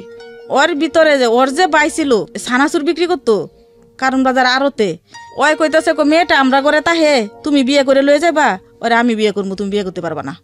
ও এখান থেকে গেটের থেকে ও বোনের জামাই রে আর ওরে তারাই দিছে। ওর ভিতরে জানে, ভিতরে আর যাই নাই। ও বিয়ে করবো। ওই আমি বাসায় আসছি, শরীফা তোমার আমাকে আসছিল দেখতে, আমি তো ওদেরকে কেদাই দিছি। আমি কই কেন কেদাইলেন আপনি? ওরা কয় না আমি কেদাই দিছি, আমি তোমাকে বিয়ে করবো। সে রিডিকে আমার প্রস্তাব দিয়ে দিছে। ওনার আগে বিয়ে ছিল না? ওনার আগে বিয়ে ছিল না, আগে কোনো, ওরা 3 ভাই বোন থাকতো, কিন্তু আমার সাথে যে ছেলে ওটা তো ওরা জানি। আমি বিয়ে করব তোমাকে। আমি কই আপনি বিয়ে করবেন আমাকে? সেটা তো আপনার বোনেরা যে আমি তো দেখতেছি ওরা তো আমার কোনোদিন মাইনে নিবে না। মাইনে নিয়ে বানানো করে ওদের ব্যাপার, আমি তোমারে নিয়ে খাবো, আমি তোমারে নিয়ে সংসার করব। আপনি আমারে বিয়ে করবেন, তাহলে আপনি আমার বাড়িতে যেতে হবে। বিয়ে তো ঢাকা শহরে পড়ান যাবো না, বাড়ির দেশে করাইতে হবো। তখন ওরে নিয়ে আমি আবার ওর মাঝখানে আবার কাহিনী আছে, ওর কাছে আমি বিয়ে বলবো না, আমি রাজি না। ওই আমার ছেলে নিয়ে আগে ট্রেনে তোলে পড়বো, তো আমি মরলে তো ছেলে নিয়ে মরবো, তুই আমার কাছে তুই বিয়ে রাজি না হস, তারপর বিয়ে করতে হবে, তারপরে ওরে বিয়ে করতে হবে। তো আমি একটু ভয় পেয়ে গেছিলাম গা। তো আমার ছেলেটা নিয়ে যাবে, আমি ছেলেটার জন্য এত কষ্ট করি, ঢাকা শহরে এসে কাম করতেছি ছেলের জন্য, আমার ছেলেটারে নিয়ে ট্রেনে তোলে পড়বে না, যা হয় হোক গা দেয়া। আমি তার চিন্তা করি এটা, আমি তো অবিবাহিত মেয়ে না, আমার আর কি হবে? মানুষে বলবে যে আমার একটা বিয়ে হয়েছে, এটি তো বলবে, আর তো কিছু না, চলো বাড়িতে চলো। তখন ওরে নিয়ে আমি আমার বাড়িতে যাই, আমার চাচারা বললাম যে আমার বিয়ে করতে চাই, তোমরা বিয়ে করাই দাও। কয় এর মান নাইছি না, বাপের নাইছি না, তুই অপরিচিত একটা লোক বেড়া লই আইসস, তোকে বিয়ে করাই দিব, এটা গ্রামাঞ্চলের ভাষা, একটা বেড়া লই আইসস, তোরা বিয়ে করাই দিমু, অত থাকবে না, 2 দিন পরে ফালাই যাবো। আমাকে ফালাই দিলে জাগা, কারণ ও আমার বাচ্চা নিয়ে টেনে তুলে পড়তে চাইতেছে, তোমরা বিয়ে করাই দাও। ও কি জানতো আপনার অতীত সম্পর্কে? না, তখন অতীত সম্পর্কে কিছু জানতো না। আচ্ছা। তারপরে ওই দিনই, এরপরের দিনই ও বিশ্রায়া ওর ভাই না ওর বোন আর ওর খালাতো ভাই একজন গেছে আমাদের এলাকা, যখন আমরা কিন্তু বিয়া হয় নাই, আমরা আগের দিন গেছি, ওরা পরের দিন গেছে। তখন বলতেছে যে অন্তত আমি যেহেতু নিয়েই গেছি, আমার তো বিয়া না করায় তো ওই লোক থাকতে পারবে না, তো গ্রামের মানুষ মন্দ বলবে, অপমান দিবে। তখন সাথে সাথে আমার চাচা 2 জন ওরে নিয়ে গেল গা বাজারে গিয়া 30,000 টাকা কাবিন দিয়ে বিয়ে করাই আইলো এই ছেলেকে। বিয়ে হওয়ার পরে ওইখানে পরের দিন আবার আরেকটা চেয়ারম্যানের বাড়িতে দরবার, বিশাল আয়োজন। ওর বইনে, ওর খালাতো ভাইয়ে, ওদের কি আত্মীয় ছিল, ওইখানে আবার একটা আত্মীয় বাড়িতে গিয়া এরকম বলছে যে এরকম আইসে 30,000 টাকা ছিল, 30,000 টাকা নিয়ে আইসে, আইনার টাকাগুলো আমার চাচাকে দিছে, আমার চাচা ওই টাকার লোভে ওনার ভাইয়ের সাথে আমার কি বিয়ে ভরাই দিছে জোর করিয়া। তখন ওই চেয়ারম্যানের বাড়িতে আবার একটা দরবার, বিশাল চেয়ারম্যান লইয়া দরবার ওইখানে। তো ওইখানেও আবার আমাকে ডাকছে, আমার জিজ্ঞেস করছে যে তোর বিয়ে হয়েছে? আমি বলছি হ্যাঁ আমার বিয়ে হয়েছে। কবে হয়েছে? গতকালকে হয়েছে। কত টাকা কাবিন? 30,000 টাকা কাবিন। আমরা জানি ওর বিয়ে হয়েছে, আমরা এটুকুই জানা। তখন চেয়ারম্যান আসলো, তখন চেয়ারম্যানে বললো যে চেয়ারম্যান বললো যে আমাদের এলাকার মেয়েটা আর ছেলেটা হয়েছে অন্য এলাকার, ওইখান থেকে ওরা ওইখানে ছাড় পাইয়া যাবে গা, এটা তো বললেই হতো না। তখন বলছে যে 30,000 টাকা নিয়ে আইছে। হ্যাঁ, চেয়ারম্যানে বলছে যে 30,000 টাকা নিয়ে আইছে। ওরা অনেক সময় আত্মীয় স্বজনের বাড়ি যাইতে পারছে না, ওরা হোস্টেলে রয়েছে। 30,000 টাকা হোস্টেল ভাড়া দিছে, খাইছে, চলছে, টাকা তো শেষই হয়ে গেছে, টাকা কি আর রয়েছে? যাই হোক, তারপরে ওইখানে দরবার হইলো, ওইখান থেকে আমারে নিয়ে গেল ওদের বাড়িতে নিয়ে যাওয়ার পরে কেউ তো মাইনে নেয় না, অনেকে ননাসা মাইদুর করে, অনেকে শাশুড়িও খারাপ ধরনের আচরণ করে। এরকম করতে করতে ওই যে বছর যে মাসে বিয়ে হয়েছিল সেটা মনে আছে আমার, ভাদ্র মাস। ইংরেজিতে কি মাস আমার মনে নাই, আমি জানি না, কিন্তু বাংলাটা মনে আছে ভাদ্র মাস ছিল। ওইখানে আমার আগের দিন বিয়ে হয়, পরের দিন আমার ওইখান থেকে নিয়ে যায় আমার খালা শাশুড়ির বাড়ি শামগঞ্জ। ওইখানে নিয়ে আমার খালা শাশুড়ির বাড়িতে ওইখানে আমরা থাকি এক সপ্তাহ থাকার পরে আবারও আমাদের বাড়িতে আসে আবার আমরা 2-3 দিন বেড়াইয়া তখন আমরা আবার খালা শাশুড়ি বাড়িতে চলে যাই দুজন। যাই ওইখান থেকে আবার আমার খালা শাশুড়ি আমাকে নিয়ে আর আমার স্বামীকে নিয়ে শ্বশুর বাড়িতে চলে যায়। ওই দিক দিয়ে মনে হয় আমার 2-3 মাস হয় নাই, আমার আবারও বাচ্চা ফেটে। তখন কি করলাম, আবার আমরা দুজনে মিলে ঢাকা এলাম। ঢাকায় কিছুদিন আমি তো খাইতে পারতাছি না, কিছু করতে পারতাছি না, আমার তো মাথা ঘুরায়, আমার বমি লাগে, আমি কিছু করতে পারি না, আমার দুর্বল লাগে। তখনও আমরা 2-3 মাস ঢাকা থাকি আবারও শ্বশুরবাড়িতে চলে যাই। শ্বশুরবাড়িতে যাওয়ার পরে আমারও আবার ছেলে সন্তান হয়। 2004 মে মাসের 30 তারিখে আমার এক ছেলে সন্তান হয়। ওরা খুব স্নেহ আদর করতো, খুব ভালোই বাসতো, নিজের সন্তানের মতনই দেখতো, কোনো সময় ওর সাথে কোনো খারাপ আচরণ করে নাই। ওকে আমি নিয়েই যেছি হলে। তো এই যে মে মাসের 30 তারিখে আমার আরেকটা ছেলে সন্তান হইলো, 2-3 মাসের বাচ্চা নিয়ে। তখন আপনার এই ছেলেটা কত বড়? সর্বপ্রথম ছেলেটা প্রথম ওই মনে হয় 4 বছর বা 5 বছর এরকম, এরকম আর কি হইলে। ছেলেটারে 3 মাস বয়স নিয়ে আমি আবার আসি কারণ বাজারে, এই এডবিসির গেটের সামনে আবার আইসা ওই ছেলেটারে নিয়ে আমি বাসায় থাকি, আর ওই চানাচুর বিক্রি করে আড়তে। ওই দিয়ে আমরা সুন্দর সংসার চলছিল, ভালোই সুন্দর সংসার চলছিল। ওর ভিতরে আমার ননাসেরা আমাকে দেখতে পারে না, আমার ননাসেরা আমার খাইতে দেয় না, অনেক কষ্ট দিছে আমার। এখানেও আমি অনেক কষ্ট পাইছি, কিন্তু তখন আমার স্বামী ভালো ছিল, পারে নাই আমার স্বামীর জন্য। তখন বড় ছেলেটা আমার ছোটো ছেলেটারে রাখে, আমি আবার কাজে চলে যাই। এরকম সকালবেলা কাজে চলে যাই, আইতে 3-4টা বাজে, এরকম করে আবার আসি বাসায়। এরকম করে আস্তে আস্তে কাজ করতে করতে এক পর্যায়ে দেখা যায়, এমনই একটা পর্যায়ে মধ্যে আমি আবার বাড়িতে চলে গেলাম, শ্বশুর বাড়িতে চলে গেলাম। আমার বড় ছেলেটারে রেখে গেলাম আমার বাড়িতে, আমার খালার বাড়িতে। ছোট ছেলেটারে নিয়ে আমি শ্বশুর বাড়িতে কিছুদিন ছিলাম। এরকম একটা অবস্থা, কি বলবো ভাইয়া, আমি জানি না, আমি কি ওর বাড়িতে যাইছি না এ পর্যন্ত। আমি যে একটা বিবাহিত একটা বাচ্চা সহ আমাকে বিয়ে করে নিস, ওই গ্রামের মানুষ আমার বেশি দেখতো না, কারণ আমি গ্রামের মানুষের সামনে বাইরে হইতাম না। আমি যাই হোক, আমি তো এই এলাকার নতুন বউ, আমি বাইরে হইতাম না, আমি ভিতরে থাকতাম, কারণ বাড়িতে কল ছিল, আমার বাইরনের কোনো প্রয়োজন ছিল না, আমি বাইরে হইতাম না। আমি যখন ঘর বাড়ি ঝাড়ু দিতাম, আজানের সময় উঠে ঝাড়ু দিলাইতাম, যাতে আমার কেউ না দেখে, এরকম সেফ মতনই চলতাম। কিন্তু গ্রামের মানুষ আমার খুব ভালোবাসতো, বলতো যে না, মেয়েটা যেখানেরই হোক, গরিবের হয়ে থাকলেও মেয়েটা এমনি ভদ্র আছে, সম্মান আছে, ভালোভাবে চলে। তো এই কিছুদিন যাইলে আমি জানি আমার এক চাচা শ্বশুরের বাড়িতে টিভি দেখতে গেছিলাম, শুক্রবারের দিন আছিল, টিভি দেখতে গেছিলাম। সেটা আমার স্বামীর কাছে আমার শাশুড়ি বলে দিছিল। বলে দেওয়ার পরে সাথে সাথে ভাইয়া বিশ্বাস করেন কিনা আমি জানি না, আমার বাঁশ দেয় এমনই একটা জোরে বাড়ি মারছে, যা আমার পাওটা আমি 3 মাস নিয়ে হাঁটতে পারছি না। সেই বাঁশ দিয়ে আমার পাওয়ার মধ্যে এমন একটা বাড়ি মারছিল। তারপর চিন্তা করলাম যে ওইখানে আমি আর থাকবো না, ওইখান থেকে আমি ফলায় আয়া পড়বো, চেষ্টা করতেছি। তাই আমি টোটো টের পাই, অনেকে আমার কাছে এসে বলে যে অমুক জায়গায় মায়া দেখতে গেছিল, বা আরেকজনে বলে অমুক কানে মায়া দেখতে গেছিল, আমার গোপনভাবে আইসা বলে দে। তখন আমি আবার জিজ্ঞেস করি, অস্বীকার যায়। যাক, তখন আমার রোজার দিন ছিল, তখন সবাই তারাবি পড়তাছিল মসজিদে।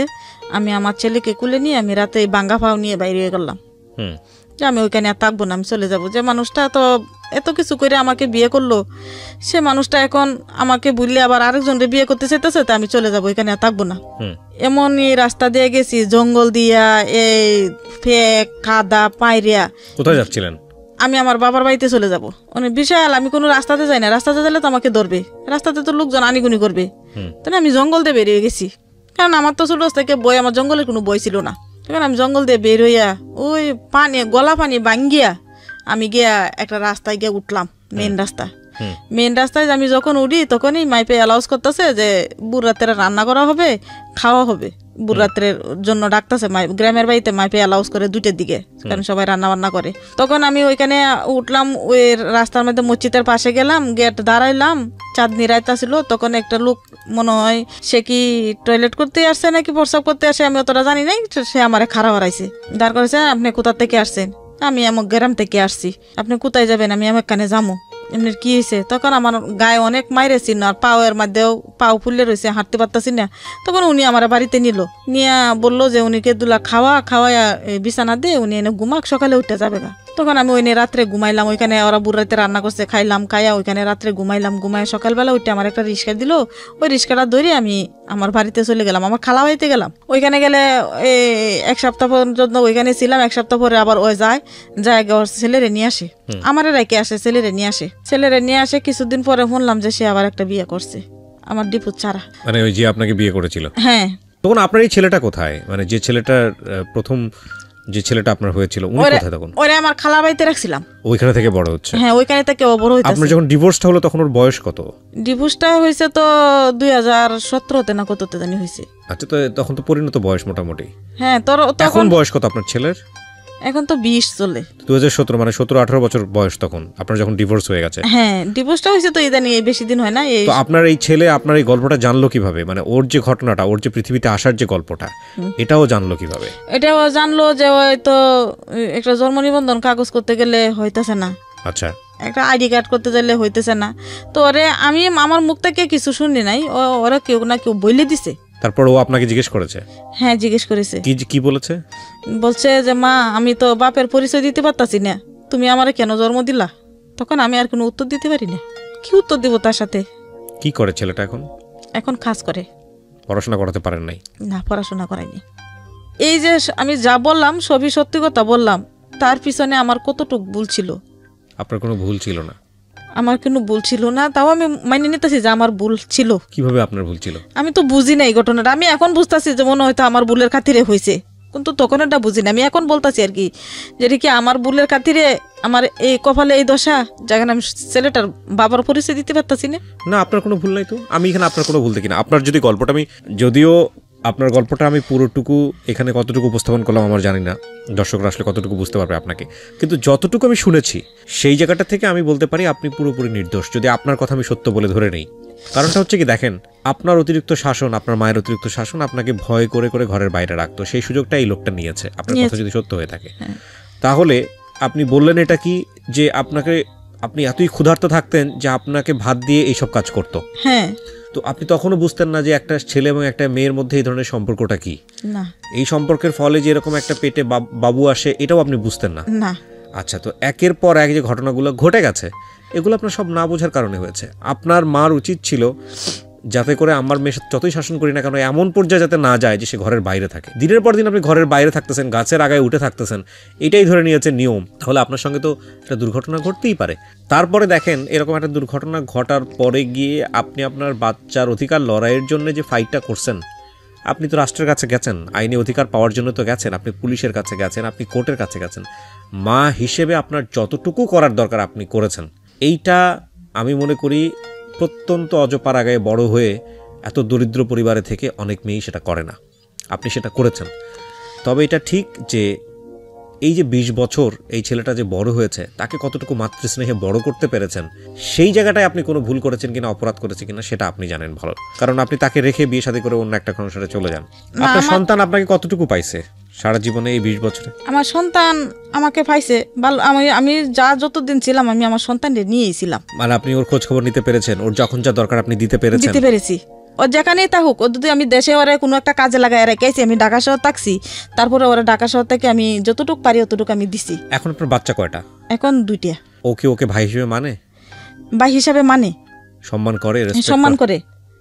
মানে আপনার ছেলেকে আপনার সঙ্গে থাকে না আপনার জামাইয়ের সঙ্গে থাকে?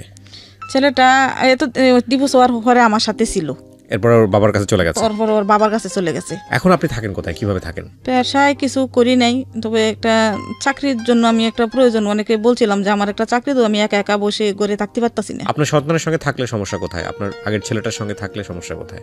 সেটা তো আমি বলতে চাচ্ছিলাম, আমার যার সাথে আবার আমার পরে আবার একজনের সাথে আবার বিয়ে হয়েছে, দ্বিতীয় আরেকজনের সঙ্গে বিয়ে হয়েছে, আরেকজনের সাথে বিয়ে। এখন কি আপনি ওনার সঙ্গে আছেন? ওনার সঙ্গে আসি না বলতে, ওনার সঙ্গে আমি থাকি না। উনি আমাকে কারণ ওনারও আরেকটা সংসার আছে। আচ্ছা, উনি আমাকে দায়িত্ব নিছে, উনি আমার দায়িত্ব হিসাবে আমার কাপড় চোপড় বা ঘর ভাড়া খরচ দেয়, কিন্তু পরিচয় দিতে পারবে না, পরিচয় দিতে পারবে না। Most common case. আমি শুধু এতটুকুই বলতে চাই যে দেখেন, বাবা মায়ের জায়গাটা থেকে বলতে চাই যে সন্তানকে শাসন করব আমরা, ঠিক আছে, কিন্তু এমন শাসন যাতে না করি এতে করে সন্তানরা বাধ্য হয় ভুল করতে। সো এটা আমরা খেয়াল রাখবো। আর আজকের এই গল্পটা সিক্রেটসে আনাটা আমি ঠিক জানি না এটা সিক্রেটসের সাথে যায় কি না, কারণ আমার জানা মতে ওনার কোনো অপরাধ নাই, ওনার কোনো ভুল নাই, কিন্তু আমাদের সামাজিকতার অবয়বের জায়গাটা থেকে এটা অত্যন্ত গোপনীয় একটা গল্প, সেই জায়গাটা থেকে আমরা এটাকে সিক্রেটসে আনলাম। আমি ধন্যবাদ জানাই আপনাকে, আপনি সাহস করে এখানে আসছেন। আপনার মূল কথা ছিল যে আমার ছেলের ন্যাশনাল আইডি কার্ড হচ্ছে না, আমার ছেলের পরিচয়পত্র হচ্ছে না, এর চেয়ে দুঃখের আর কি থাকতে পারে? আপনাদের মধ্যে যদি কোনো লয়ার থাকেন, কেউ যদি বিষয়টাতে জানেন, যার পিতৃ পরিচয় নাই, লিগেলি নাই, তাহলে তার কিভাবে ন্যাশনাল আইডি কার্ড হতে পারে? কিন্তু এখানে আমার একটা কথা আছে, আপনার তো ডিভোর্স পেপার সাইন হয়েছিল কোর্টে, ওই পেপারগুলো কি আছে? ওইটি তো অনেক আগে, তো এগুলা নাই গে। হ্যাঁ, এইটা তো তাহলে কোর্ট থেকে আপনার এক অর্থে রায় দিয়েছে যে সে হলো তার সন্তানের পিতা। আপোষনামা আপনারা যেহেতু করেছেন, আপোষনামা করেছেন মানে হচ্ছে সে তো এগ্রি করে নিয়েছে এটা, বা আপনি এগ্রি করে নিয়েছেন, তাহলে সেই আপোষনামার বেসিসেই তো আপনার সন্তানের ন্যাশনাল আইডি কার্ড হওয়ার কথা, এনআইডি কার্ড হওয়ার কথা। আমার তো ওই কাগজপত্রটা নাই গে। কাগজপত্র আপনার তাকে তুলতে হবে, ওই কোর্টে গিয়ে খোঁজ করতে হবে, কোর্টে গিয়ে খোঁজ করতে হবে। হ্যাঁ, ওই কোর্টে খোঁজ করতে হবে। আপনি যে কোর্টে এটা হয়েছে, যত সালে এটা হয়েছে, আপনি কোর্টে গিয়ে খোঁজ করে পেপারটা বের করতে পারেন কিনা দেখেন। হ্যাঁ, তাহলে ওই কাগজের ভিত্তিতেই কিন্তু আপনার এনআইডি কার্ড হওয়ার সম্ভব। এখন নাকি ন্যাশনাল আইডি কার্ড করতে গেলে বাপের ভোটার আইডি কার্ডের ফটোকপি লাগে, আচ্ছা, মার ভোটার আইডি কার্ডের ফটোকপি লাগে। তা বাবার ভোটার আইডি কার্ডের ফটোকপিটা আমি কোথা থেকে পাবো যদি ওরা না দে? না, আপনি এটা মানুষের কথা শোনা কথায় কান্না দিয়ে আপনি নিজে আগে ফেস করেন, আপনাকে যান, দেখেন আসলে কি বলে বিষয়টাই। আপনি মানুষের কাছ থেকে এটা শুনতেছেন, বিষয়টা তো এরকম নাও হতে পারে। আপনি আগে যান ন্যাশনাল আইডি কার্ড করার জন্য, দেখেন ওরা কি চায়। গেছিল তো, গিয়ে বলছে বাপের ভোটার আইডি কার্ড লাগবে, হ্যাঁ ফটোকপি লাগবে। তাহলে আপনি ওই কোর্টের কাগজটা নিয়ে দেখান, কোর্টের কাগজটা আপনি তোলার চেষ্টা করেন, চেষ্টা করে দেখেন আপনি ফেল করেন কিনা, আগে চেষ্টা করেন। সো প্রিয় শ্রোতা, এই হচ্ছে আজকের সিক্রেটস। আপনারা সবাই অনেক ভালো থাকুন। প্রতিটা গল্পই আমাদেরকে কোনো না কোনো কিছু শেখায়, হয়তো